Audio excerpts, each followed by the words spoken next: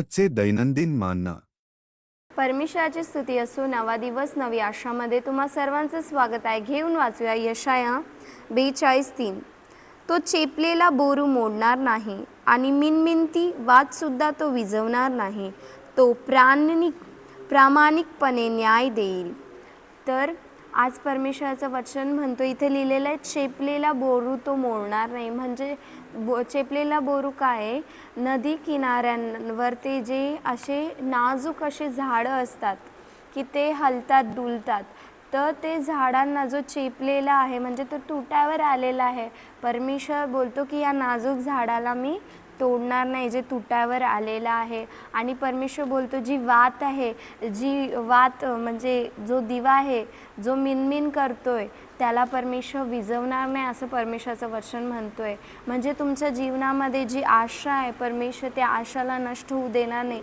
जी पण शेवटची आशा तुमच्या जीवनामध्ये आहे, ज्या पण गोष्टीसाठी तुम्ही प्रार्थना करताय, त्या गोष्टींची आशा म्हणजे असं की आता माझं मनच नाही करत आहे, की आता ते होणारच नाही आहे, की हा व्यक्ती वाचणारच नाही, असं काही पण परिस्थिती तुमच्या जीवनामध्ये असू शकते. तुम्ही आजारी असू शकता, कोणत्या मोठ्या समस्यांमध्ये असू शकता, कर्जामध्ये असू शकता. तर त्या गोष्टींमधून सुटकारा देणारी तुमच्या आतली जी आशा असं संपावर येत असेल, तर परमेश्वर बोलतो आहे की मी ते आशा संपवणार नाही. तुम्ही ज्या गोष्टींसाठी प्रार्थना केला आहे, नक्कीच परमेश्वर त्याचं उत्तर देईल. आणि तुम्ही असं वाटणार असेल की तुम्ही परमेश्वराचं म्हणजे सोडून जाणार या पाठी पडून जाणार, असं तुम्हाला वाटत असेल, पळायसारखं वाटत असेल, तर परमेश्वर तुम्हाला खाली पडू देणार नाही. परंतु परमेश्वर तुम्हाला उंच उचलेल, त्याच्यासोबत तुम्हाला घेऊन येईल. तो परमेश्वर तुमच्या मनातली जी आशा असं संपणारी वाटणार होती, त्याला परमेश्वर संपून देणार नाही.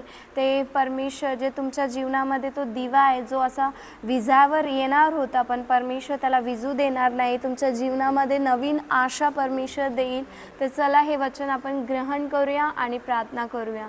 स्वर्गीय पिता परमेश्वर, तुझ्या वचनासाठी आम्ही धन्यवाद देतो की तू ती विझणारी वातला परमेश्वर तू विझू देणार नाही राजा, तू प्रकाशित करेल परमेश्वर. तसंच परमेश्वर आमचं आत्मिक जीवन पण तुझ्यामध्ये प्रकाशमान होण्यासाठी परमेश्वर सर्वांसाठी आम्ही प्रार्थना करतो राजा. तुझ्या वचनांमध्ये आम्ही वाढायला परमेश्वर, तुझ्या राज्यासाठी आम्ही जगायला परमेश्वर तू आम्हाला सहायता मदत कर राजा. स्तुती महिमा प्रशंसा तुलाच देतो राजा. येशूच्या नावाने प्रार्थना ऐक माझे स्वर्गीय पिता. आमेन.